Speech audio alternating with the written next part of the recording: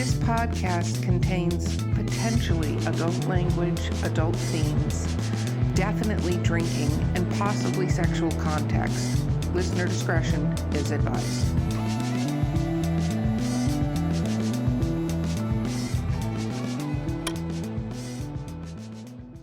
Welcome to Drinking with, I almost said welcome to Literary Briefs, and then no, it's fine. It's fine. I'm going to go back to my drink, and we're doing so well here. Welcome to the Literary Briefs edition of Drinking with Authors. I've had way too much gin already, apparently. I had no idea. You got to drink in the afternoon. Okay, so I am your host, Erica Lance, or at least I still think I am. We'll see how that goes. Don't forget, like, subscribe, please leave us reviews. If you are an author that wants to be on the show, or you have an author you would like us to hunt down like a dog and tie up and put on this show. We'll kidnap them. Yes, we will not do that. We are not putting a recording that says we're going to do that. By the way, don't bring Val Willis, who's my co-host today, as your sidekick for any crime, because she also says love me on this podcast. Yes. I'm a fan favorite. You are a fan favorite. You are also the one that would bring your cell phone to a crime. So anyway, you can email us at drinkingwithauthors@gmail.com. Our amazing guest today is S.G. Blaise. Woo-hoo! Okay. And our sponsor today is Skunk Brothers Spirits. Coupon code DWA10 gets you amazing stuff. Definitely check them out. So let's talk about what we're drinking while I still remember the format, which has gone completely off the rails in the first 5 seconds of this podcast. Okay. So I have very little left, which is either a good sign or a bad sign in my older DWA swag, which you'll get DWA swag, SG, yes. It is gin, and I mixed organic fruit juice in it because I've been doing this recently. This is a thing. So it's gin and juice. Snoop, what do you think? Just kidding. That's not a thing. Okay. Val, what are you drinking? I'm down to my last little bit of my second Irish coffee. Oh, you're going to be a crap show here in a little bit. I appreciate all of that. SG, what are you drinking? Iced coffee with a splash of Baileys. We're twinsies. Yes. Twinsies. Twinsies. Okay. Are you ready for the rapid fire questions? Let's do this. Okay. Oh, look, she thinks she's ready. Okay. What is your favorite book of all time? Wheel of Time, Robert Jordan. Wow. Very cool. Why? That was the second book I read in 2001 when I came to America after reading Alan Montgomery series, the Green Gables, Anne of Green Gables. And that was my second series I started to read. And this time I actually understood what the writer was saying because my English got better. I don't remember anything of the poor Anne of Green Gables other than the movies. Oh my goodness. No, I can understand that. What about your least favorite book? I have to say they go back to the classics I was forced to read in elementary school. I did not appreciate them until later, but now I do, even if they're 250 years old. Yeah, some of them I still don't appreciate. I don't care how old they are. They're still garbage. I wouldn't read them, but they're there for a reason. True. What is your favorite book that has been turned into a movie or a TV show? Where do you Wheel of Time. Wheel of Time. You actually like what they did with Wheel of Time? I do because yes, it is. Look at her. She's like, how dare you? I was like, wait, don't send hate mail to her. What is happening? You are the first person that I've heard actually say something positive about the Wheel of Time. Because I'm a true fan. And I'm gonna stick to that story. It starts slow, and I was watching my husband experience. He never read the books. My son was out because he's like, it's another fantasy, mom, really. So he has his quota of like one fantasy a year he can handle. But I was curious what my husband's going to say because of the slower pace, and he was fascinated because the world building is so vast for that series. You really have to take your time to let the readers get immersed into that world before you can start that amazing storyline. So yes, there is pros and cons for that, but I personally enjoyed the TV series. Okay. What about one that you think they did a terrible job with? Yes. My gosh. On the top of my head, I can't think of any, but probably I would say if I don't like a series, it's because they're going too far away from the book. And I remember one.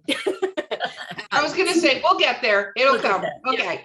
Yeah, it's True Blood. I read the Suki Oh. Stackhouse series, and I had a really hard time in the first season to get past by the combined characters. After that, it got better, but I had to just say, don't think about the books, enjoy the TV show. And once I got into that mindset, it was fine. But I was expecting them to stay closer to the series. So I just had to realize that's not what they're doing, because obviously they couldn't put everything into that TV show that was in the books. Well, I'm kind of glad they didn't. I'm not a huge fan of that particular series. I think she changes an entire character's race in book 3. Anyway, it's very weird to me. And I would have been pissed if Lafayette had actually died, because he was one of the best parts of that entire show. So, oh yeah. yes, I'm a fan. I'm a fan of Lafayette. Okay, so let's talk about your writing environment. When do you write? Does it matter the time of day, or? It doesn't. It's evolving. So this 9 years or something, my writing journey evolved. I would write all day, then I would write in the morning, then I would write in the afternoon, then I write whenever I sit down. It really doesn't matter at this point. I think in the beginning, it's important to develop the routine that you are going to sit down and write. But once I got past that milestone, it just became something I do, and I didn't have to think twice about it. So I just write. I have a keyboard, I just write. In fact, I'm going to write right now because I have a keyboard in front of me. So hold on. No, okay. Well, hey, if you win awards with it, we're down with it. Yeah. Next great SG novel was written on drinking with authors. Could you imagine we're like hours later, we're like, yeah, we're still here. We're still writing. Thank you. What about, do you listen to music, or can you have distractions like background noise and stuff? I sometimes listen to music, other times I don't. I don't know if there is any reason behind it. The first draft was definitely, I had my music playlist going on. Maybe I didn't refresh it, and the second draft was like no music, but I don't have any preference. Usually I tune the music out anyway. So it doesn't matter if there are people talking to me. My son realized this is a great time to ask questions about, can I go, can I do? Because then he can go to that. Mom said it's okay. And I did not say that. I was like, kind of like this, like talk to the hand. And then he took it as a yes. So we had to clarify that that does not mean yes. You still have to get eye contact from mom before I acknowledge anything. So I just tune things out. Yeah, he really did figure out this whole thing real fast. They do. Kids are pretty clever. I was going to say, yeah. Kids can be very, very clever about these things. I used to talk in my sleep. Here's a fun story. I still talk in my sleep, but I used to absolutely talk in my sleep. And I was working when I was 18 years old, believe it or not, as a bouncer. I'm 6 feet tall, at a club. So I'd get home and like 5 o'clock in the morning, go to sleep. Well, my sister would come in and ask me questions, because my mom used to ask me questions. I don't know why she would do this at like 8 o'clock in the morning. And I'm like, I've slept for 3 hours. So I would acknowledge what she was saying to me, mainly so that she wouldn't wake me up. And my sister figured this out, who was younger than me, and was like, I'll get her to agree. So I'd wake up at like 3 in the afternoon, and she's like, hey, you said you take me and my friends to the beach.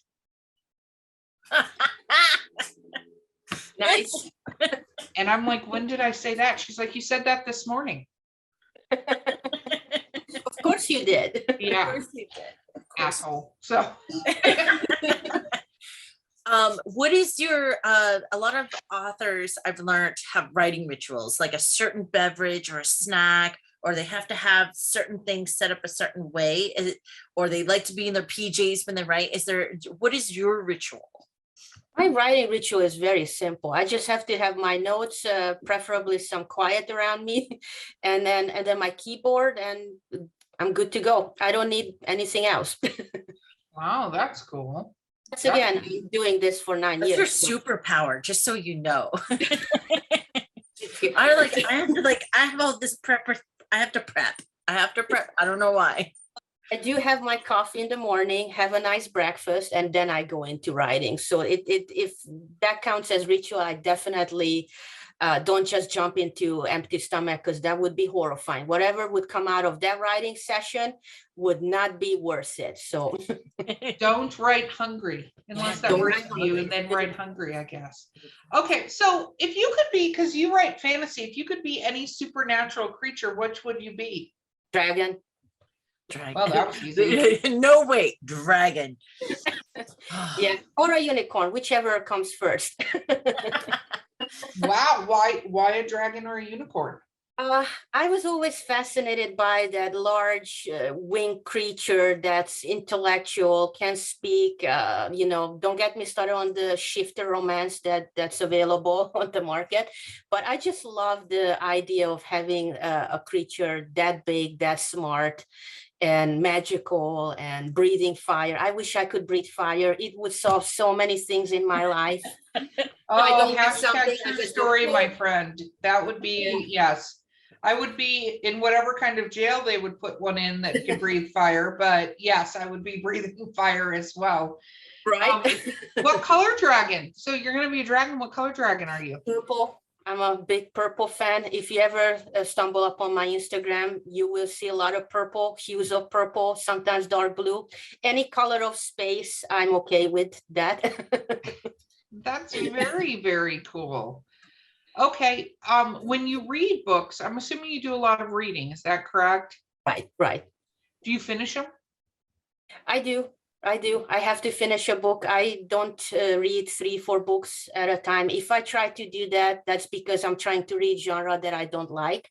So I go, just read a chapter of this, and then you can get back to your fantasy. And it hasn't worked so far. I'm still stuck in those books because I want my fantasy. I want my sci-fi. It's hard. It's a struggle. It's a But struggle. you finish them even if they're not good? I try to because I can always learn something even when it's not good, like how to avoid something that makes me feel that, right? So it's good to recognize patterns. What makes me feel excited? I'd like to transform into the paper. What makes me feel not so excited? Avoid. In that case, what is your pet peeve that you've seen in writing? Like, Oh. for instance, I know someone hates when they say alabaster skin, and they're like, no, that's a terrible way to describe this. Like, is there certain things that turn you off as a reader when you come across them? I have a few things that turns me off. One of them is the head jump when it happens between paragraphs. There is one of my favorite authors. She's amazing, but she does head jumping from sentence to sentence. And sometimes I ask why? Why do we need to know that thought, particularly when it does not add to the story? The other one is too much backstory. Backstory has to be handled in a way that is active. So for me, that's my approach to show backstory. It's an active replay of the events. Otherwise, it's telling. I'm a huge fan of show, and that's because I try to write cinematically. And one of the reasons for that is that my son, he is not a fan of reading, and he has a short attention span. So I said, I'm going to write a book, son, that you can put down. We're getting there. 25 pages seem to be the max for now, but we're getting there. But I realize the more I do show, and a lot of people, they may not fan of that type of writing. It's easier to deliver the story in a fast pace where the characters are in focus, the plot is happening, it's active. I just love the show versus, don't tell. No, I think that's great, because the thing about talent, I'm not saying people don't enjoy those books, but they tend to not move. Like, we always talk about the books that we can't put down, the books that, we're up late at night still reading, even though we know we should be in bed asleep, but we can't, because we're just going to finish the next chapter. And it's always interesting to me when I think about when I would put down a book. Not when I fall asleep with a book in my hand, but when I would actually put it down and be like, okay, I've read enough, is when it's not doing that anymore. And the Exactly. book, you know, We it's don't want not. to lose. Yep, we don't want to lose our readers because life is so complicated, so busy. We have to make dinners. We have to take the kids here, there, anywhere. And if someone puts the book down and doesn't pick it up within an hour or in a day, chances are they may never pick it back up. And then you have all these piles of book waiting to be read. And that's one of the reasons that they're dragging their feet, because they're not getting that immersive, fast-paced experience, excitement.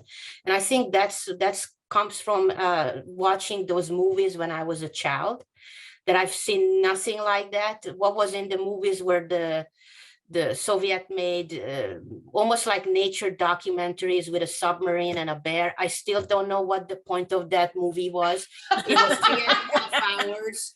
There were 6 people in the theater. We were scared to death to leave because we thought they're going to shut us at the door if we leave in the middle of the movie because it's really bad. I'm just kidding. They wouldn't have done that. But you never know.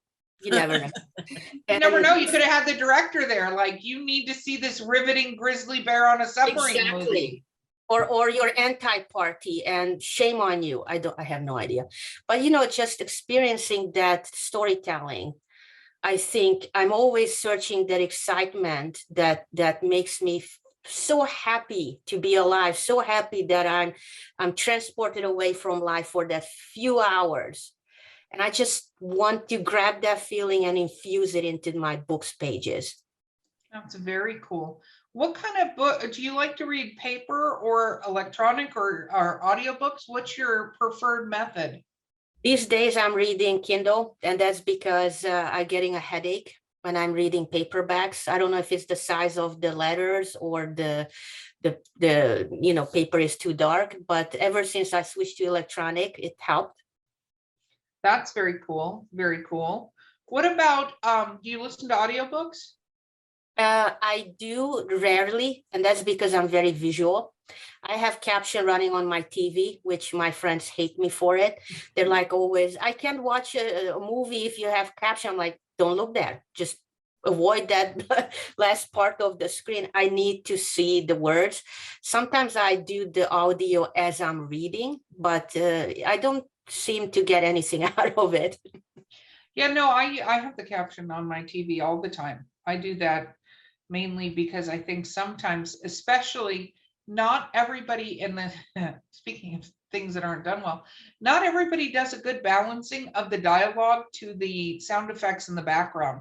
And it seems more prevalent than it ever was when I was growing up. The new Jurassic Park movie, it's terrible. You can't hear anything anyone's saying because they put the dinosaurs screaming above that. So yeah, it's getting, it's very frustrating because you want to be able to hear that dialogue, even if it's more realistic that the dinosaur would drown out what the person's saying. But the movie is sharing a story, and it's that dialogue that drives the story a little bit. So yeah, that's too bad. Yeah, especially, I mean, I just went through that on the whole Stranger Things thing. Like, there's a lot of loud noises in Stranger Things, or things going in the background. And I'm like, nope, gonna read it. But I also tell people, well, I'm sorry, then don't watch the movie. Like, we're gonna have closed caption on. That's how that's gonna work. Thanks, Kay. I do that with some video games too. Just for the record, I'll put the closed caption on the video game so I know what the hell people are saying, because otherwise I miss the story. That happens. It's amazing. Okay. So what is a weird food combination that you enjoy?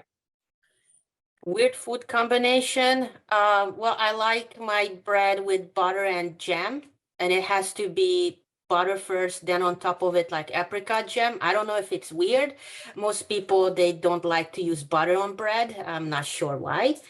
You have not met me. Yeah, no, I was gonna say I'll put butter on almost everything. Here you go, butter. I'll put that on everything. I think it's God's gift to us, and we have to put butter everywhere.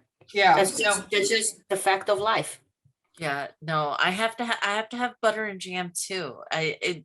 and I remember my great grandmother making it for me that way. So I don't know if it's a comfort food thing or a Southern thing or Very European. It's a very European thing. I European. grew up with that. Yeah. Ooh, And look, then your grandma was fancy. Your My grandma was fancy European. She There was you a go. hippie at best. She sung gospels every day. She had a little piano and everything.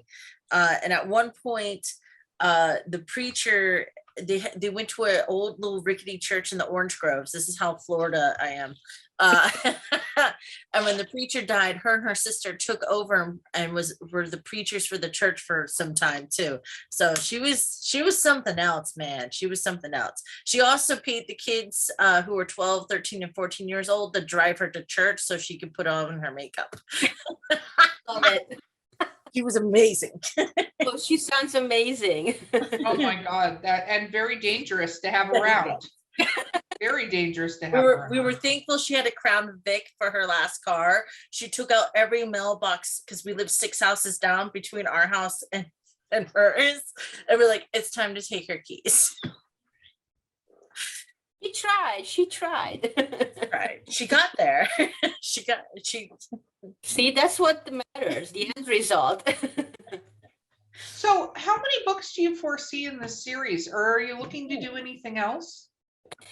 At one point, I thought there's going to be 21 books, 12 mainline, 9 extra, but then I was talked down from 21 because they're like, remember, if this turns into movie, we have to have the books go in a faster pace. So it depends. Right now, I see probably 4 to 6 books in the main line, and then everything else as either comic books, TV shows, something else in a different format. They're not gonna get lost, but I have to create that foundation, to have the transmedia ready.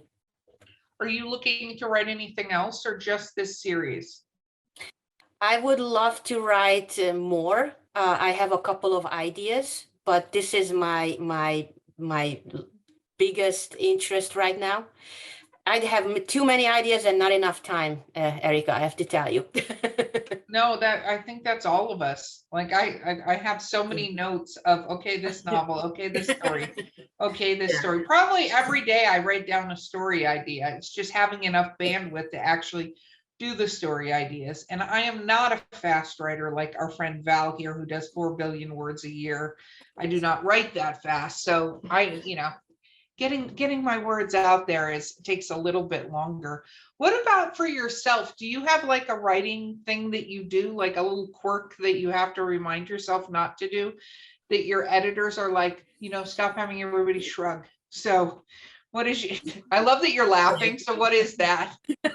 I have quite a few quirks, and I love saying that they evolve. So when I catch one, a dozen sprungs up in its place. Yes. So at one point, I think it was the second book, I said as if. Oh, as if, and I'm like, that's telling. You don't need to tell why they're doing something. So I didn't catch it. I had like 200 as ifs. Another one is sometimes I grab a word, doesn't matter which one, and I use it hundreds of times. It could be like walk, it could be like sit, it could be chair. Whatever that word is, I get fixating on it. And then I don't see it until my editor starts doing the pink highlighter, which in her way saying, really? Really? You're going to use this word this many times? So yeah, I have quite a few. Yeah, no, I think we all have different ones that we do. I think it's interesting as a writer to grow and learn from those things. What was it like for you being edited the first time? Oh, it was the scariest thing I ever experienced, Erica. I was shaking when I submitted my draft because I did my research, and so I came across the horror stories, and that scared me. So I'm so fortunate that I found a company that I love working with, the New York Book Editors, and they are amazing, and they calmed that anxiety down. That you're in good hands. This is gonna turn out great, and that was the first time I sent it out for an editor, and I do it every year now. That is very, very cool. I know a lot of people get very sensitive about their book and everything. And there are horror stories. You absolutely have to find somebody who's going to be a good fit for your book, but at the same time, you you cannot treat every word that you put on that page like it's a special little diamond, and then we're all Exactly. lucky to And that if you I did may, that for us. exactly, and if I may add to that thought, I actually had to it, I don't want to use the word teach my editor, but basically, I'm the type that I need to know what's wrong with this draft. I'm not going to get offended. I don't take it personally. I don't need the, this is great, honey. No, I need, this is wrong, and here is why. So it took probably 3 books to get to the point when my editor doesn't apologize if she has 16 pages of notes, because I love it. I have the phone conversation with her, and we talk about thank you for identifying all these stuff, because now I know I can learn from it, I can correct it, and this makes my writing better. That is the whole point of editing, is to make the book better. Yeah, no, I agree 100%. Absolutely. And you have, again, the perfect viewpoint of that, because that is something that comes up quite a bit. And And it's it helps having an editor who, when they label something, this is wrong, they at least point you of why, so you can learn and evolve and understand the professional level. We can't all be experts at grammar and composition. We don't always catch where we drop the ball in our development on some aspects, but Right.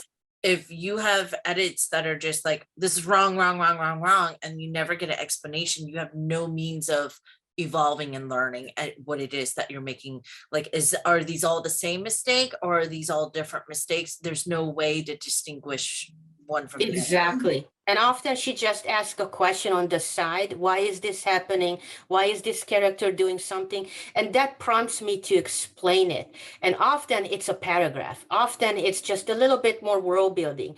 But because I'm so deep into my story, I don't even think about that's not obvious until someone who reads it with fresh eyes, they go, I'm not sure what's happening here. Can you please expand on it? Just a little bit more. Huge help. I can tell you, huge help. That's very cool. Okay, Val, I'm putting you on the spot again. Last question. Last question. As a writer, what do you think you do well or naturally in your writing? Oh, wow. That's a great question, Valerie. And my mom raised me to be humble, so I'm not sure how to answer it.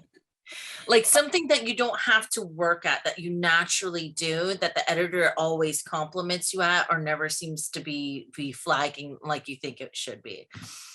One thing my editor compliments is the rich world building and the too much content. She says she never seen anyone having this much content, and I'll take it as a compliment. Very cool. Okay, shameless self-promotion time, my friend. Yes. So I'm available on Instagram as SG Blaise official, on Twitter as SG Blaise author. I have a Facebook page, The Last Romanian. I'm also available on our website, sgblaise.com, where I would encourage everyone to sign up for my newsletter so they can get to see the amazing new maps, characters that are coming your way soon. Excellent. Very, very cool. Awesome. Okay, thank you so much for being on this podcast with us. We really appreciate you being here. Thank you, Erica and Valerie. I had a blast. This was so much fun. Well, and when we know book 3 is coming out, you need to reach out to us again and let us know, and then we can have you on the podcast again, and then we get to hear the title. So that's a thing. So I'll tell you a secret.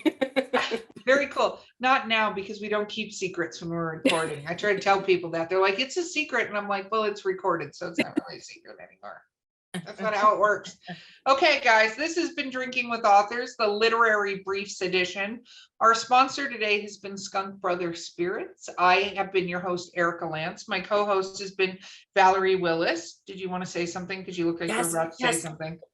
Be sure to like, share, comment, and subscribe, and reach out to us if you have ideas of what authors you would like to see on our podcast. Absolutely. And our amazing guest has been SG Blaise. Thank you so much again for being here. And we will see you guys next time. Thank you.